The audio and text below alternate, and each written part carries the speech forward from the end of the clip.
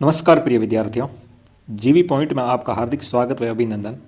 आज अपन कक्षा 6-7 प्रवाह हिंदी कार्यपुस्तिका जो 2024-25 में चल रही है उनके कार्यपत्रक 76 से 80 व आकलन 14 को हल करेंगे। मैं उम्मीद करता हूं कि आपको ज़रूर समझ में आएंगे। शुरू करते हैं आज का कार्यपत्रक नंबर 76। आसपास की वस्तुओं को देखकर उपयोगिता को समझ पाना। वस्तुओं को देख करके उनकी क्या उपयोगिता है उसको समझना है। नीचे दिए गए चित्र को ध्यान से देखिए और पूछे गए प्रश्नों के उत्तर लिखिए। नीचे जो दिए गए उन चित्रों को ध्यान से देखना है और प्रश्नों के जवाब देने हैं। तो यहाँ देखोगे आप तो मटकी दिख रही होगी आपको, यहाँ बैग दिख रहा है एक आदमी के पास में, यहाँ कुआं दिख रहा है, यहाँ बकरी है, ये आदमी है, औरत है, बाल्टी है, ये टोकरी है, साइकिल है, डंडा है, बुढ़ा व्यक्ति है, इस प्रकार पेड़ है, घर है, ये सब दिख रहे हैं आपको।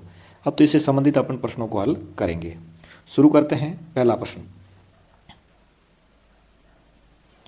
प्रश्न है, चित्र में दिखाई देने वाली किन्हीं 8 वस्तुओं के नाम लिखिए। तो आपको चित्र में कुआं दिखाई दिया था, मटका दिखाई दिया था, बाल्टी दिखाई दी थी, साइकिल दिखाई दी थी, लकड़ी भी दिखाई दी थी, डंडा दिखाई दिया, टोकरी दिखाई दी, थैला दिखाई दिया। इस प्रकार ये सभी वस्तुएं आपको दिखाई दी है। दूसरा प्रश्न, इस चित्र में घरों की छत किस सामग्री से बनी है। इस चित्र में देखते हो तो घरों की छत है वो घास फूस की बनी हुई नजर आ रही है और यहाँ कुछ जो छप्पर है लोहे के छप्पर के बने हुए नजर आ रहे हैं। इस तरीके से इनकी छत घरों की बनी हुई है। अगला प्रश्न है 3 नंबर कि आपके गांव या शहर में कौन कौन से पेड़ हैं उनके नाम लिखिए। तो हमारे गांव में नीम का पेड़ है, खेजड़ी का, पीपल का, आक का, बबूल का, आम का, बरगद का, नींबू का, इनके पेड़ देखने को मिलते हैं। चौथा प्रश्न, आपके घर की छत किस सामग्री से बनी है जानकारी कर लिखिए। तो हमारे घर की जो छत है वो पत्थर की पट्टियाँ जो होती है उससे बनी हुई है। आगे, घरों के किवाड़ खिड़की किस सामग्री से बनते हैं लिखिए। तो घरों के जो किवाड़ होते हैं या तो लोहे के बने हुए होते हैं या लकड़ी के बने हुए होते हैं या एल्यूमिनियम के बने हुए होते हैं, इनके ही बने होते हैं। आगे बढ़िए। अगला कार्यपत्र नंबर 77। इसमें आपका जो प्रश्न है इस प्रकार है कि समाचार पत्र को समझकर पढ़ना और निष्कर्ष निकाल पाना। समाचार पत्र को पढ़कर दिए गए प्रश्नों के उत्तर लिखिए। समाचार पत्र है, इसको पढ़ना है, फिर दिए गए प्रश्नों के उत्तर देने हैं। तो एक बार इसे अच्छी तरह से पढ़ लेते हैं समाचार पत्र को। ये समाचार पत्र है वो जयपुर से प्रकाशित हुआ है और कब हुआ प्रकाशित? 17 अगस्त के दिन प्रकाशित हुआ है। रविवार तड़के हादसा लगभग 4 से 5 बजे हुआ। दिल्ली रोड पर पुलिस चौकी के पास सड़क से गुजरते किसी वाहन ने मादा लंगूर को चपेट में ले लिया। उससे लिपटा बच्चा भी वाहन तले ना आ जाए इसलिए लोगों ने बच्चे को सड़क से किनारे कर दिया। लोगों ने फल दिए पर उसने देखा तक नहीं। रह रहकर मृत माँ के पास जाता रहा। लोग उसे हटाते रहे पर वह नहीं माना। आखिर दोपहर लगभग 1 बजे लोगों ने लंगूरों के झुंड में उसे ले जाकर छोड़ दिया। वहाँ दूसरी मादा लंगूर ने अपने बच्चों को हटाकर उसे संभाला तो वह उसके चिपक गया। इस तरीके से ये कुछ समाचार थे जिसको अपन ने पढ़ा है। जयपुर से प्रकाशित हुए थे समाचार और 17 अगस्त को प्रकाशित हुए थे। ये बात आपको ध्यान होनी चाहिए। अब इसमें देखो, पहला प्रश्न देख लेते हैं। ये समाचार प्रकाशित हुआ, कब प्रकाशित हुआ? 17 अगस्त को प्रकाशित हुआ। हादसा हुआ था, कब हुआ था? रविवार के दिन हुआ था हादसा। यह समाचार कहाँ से प्रकाशित हुआ? तो जयपुर से प्रकाशित हुआ। तो ये प्रश्न जो थे आपने अभी समाचार पढ़े उसमें इनके। अगला चौथा प्रश्न देख लीजिए। यह खबर है वो किसके बारे में है? तो सड़क हादसे में मृत मादा लंगूर के बारे में है। आगे 5वां प्रश्न देख लेते हैं।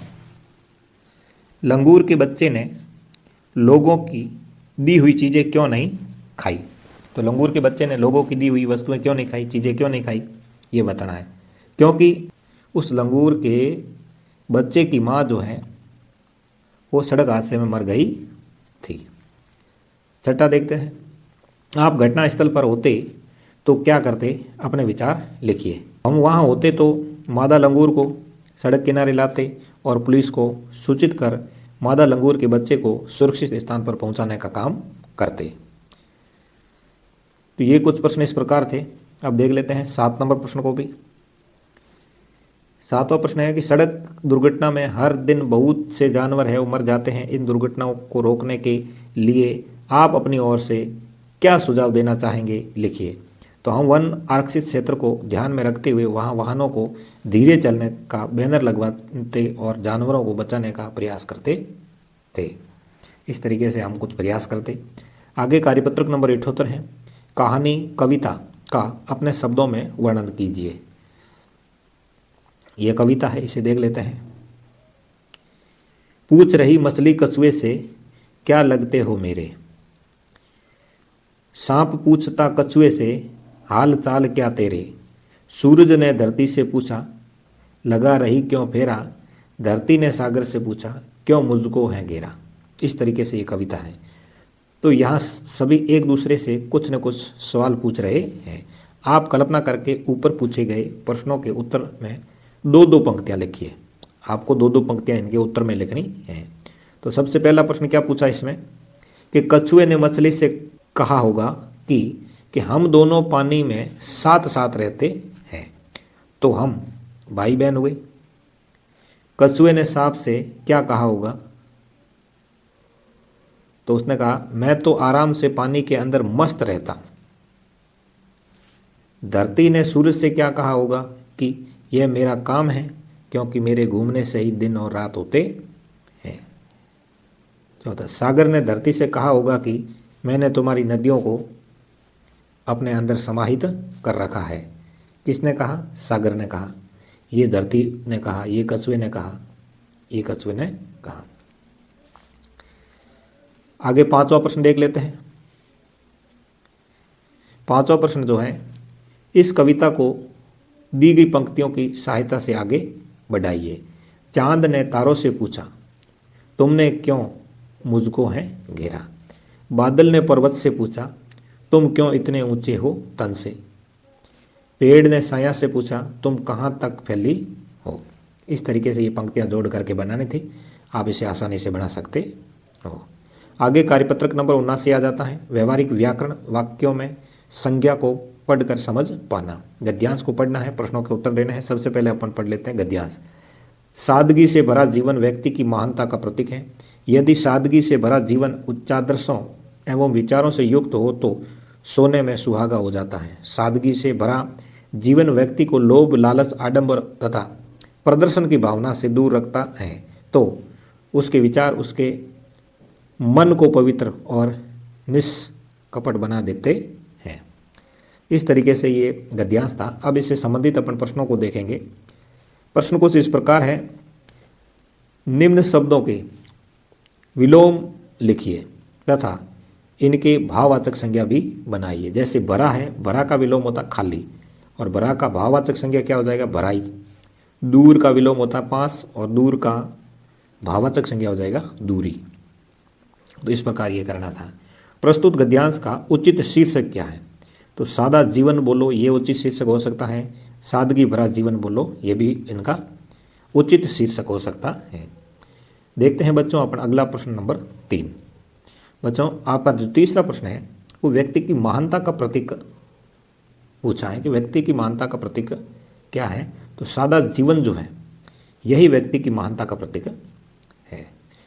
अगला प्रश्न देख लेते हैं, निष्कपट शब्द का अर्थ क्या होता है, तो निष्कपट शब्द का अर्थ होता है कपट रहित, कपट रहित होता है। अगला है, सादगी भरा जीवन खाली जगह करता है, क्या करता है, मन को पवित्र करता है। सादगी भरा जो जीवन है वो मन को पवित्र करने का काम करता है। आगे आता है प्रश्न नंबर 6, सोने पे सुहागा होना मुहावरे का अर्थ क्या है, यानी सोने पे सुहागा होना यानी अच्छे में और अच्छा होना, अच्छे में और अच्छा होना, अच्छे में क्या होना और अच्छा होना, अच्छे में और अच्छा होना। अब देखते हैं कार्यपत्रक नंबर 80, संवाद को पढ़कर समझना व पूछे गए प्रश्नों के उत्तर दे पाना। निम्नलिखित संवाद को पढ़कर दिए गए प्रश्नों के उत्तर लिखिए। संवाद कुछ इस प्रकार है, छत्रपति शिवाजी क्या कहते हैं कि सेनापति युद्ध का क्या समाचार है। तब सेनापति बोलते हैं, महाराज युद्ध में हम विजयी हुए और बहलोल खां धूम दबाकर भाग निकला है। तब छत्रपति शिवाजी कहते हैं, सेनापति आपके हाथ में क्या है और इस पालकी में कौन आया है। तब सेनापति कहते, महाराज ये मेरे हाथ में कुरान है और इस पालकी में बहलोल खां की बेगम गहरबानू है। गहरबानू आपके लिए तोहफा है।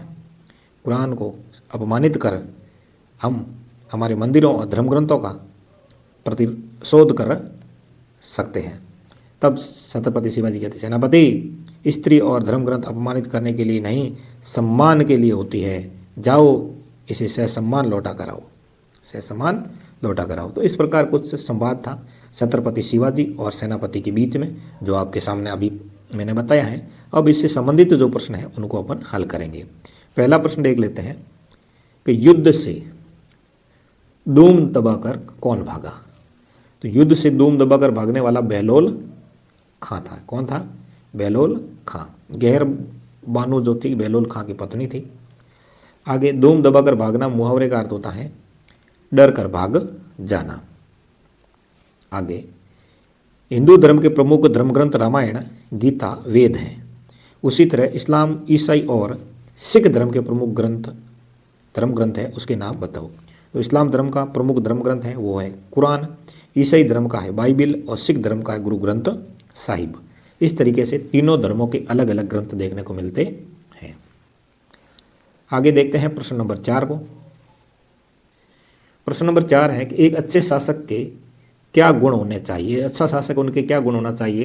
तो एक अच्छा शासक होगा वो सत्यवादी होगा, विद्वान होगा, वृद्धों और स्त्रियों का सम्मान करने वाला होगा, विनयशील होगा, विनम्र होगा, निर्भीक होगा, न्यायप्रिय, मृदुभाषी एवं जनता के सुख दुख को समझने वाला होना चाहिए। ये एक अच्छे शासक के गुण माने जाते हैं।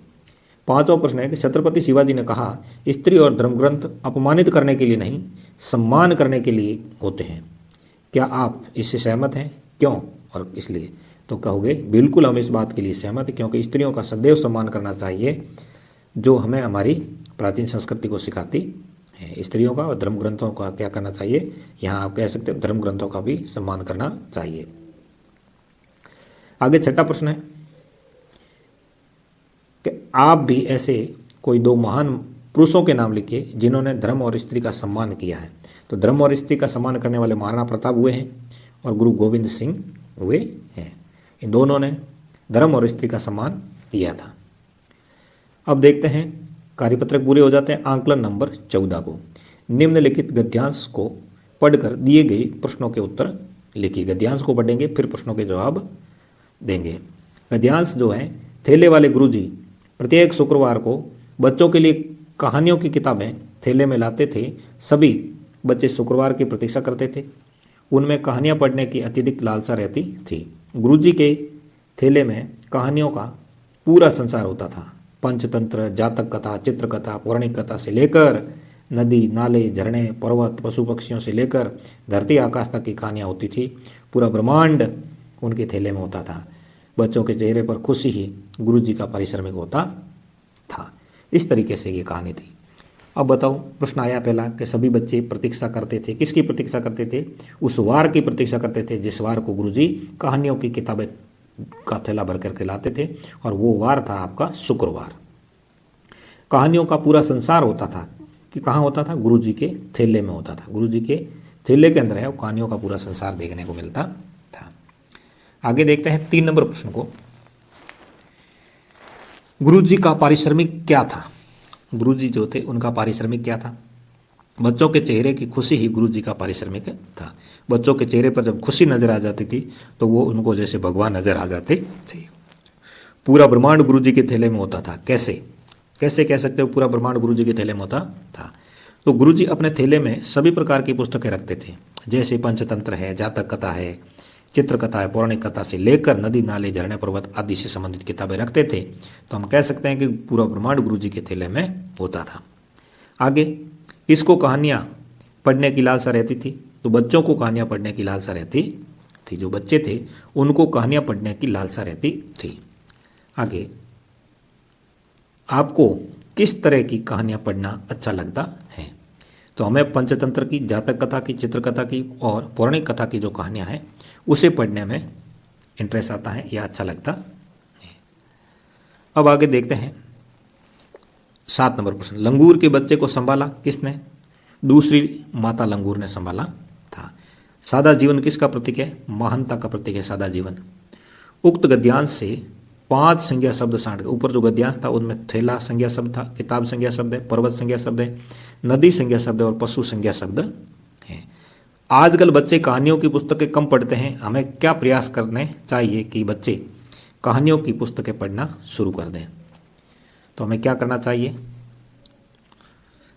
हमें बच्चों को पौराणिक कहानियों की तरफ ध्यान आकर्षित करवाना चाहिए और उससे संबंधित बातों से अवगत करवाना चाहिए। तो इस प्रकार हमें कहानियों की ओर बच्चों को आकर्षित करवाना चाहिए। तो आज की क्लास अपनी यहीं पूरी हो जाती है। अगर मेरी मेहनत आपको पसंद आई तो वीडियो को लाइक, कमेंट व शेयर जरूर कीजिए। अगर चैनल पर नए हो तो चैनल को सब्सक्राइब कर लीजिए। अगली क्लास आई तब तक के लिए जय हिंद, जय भारत।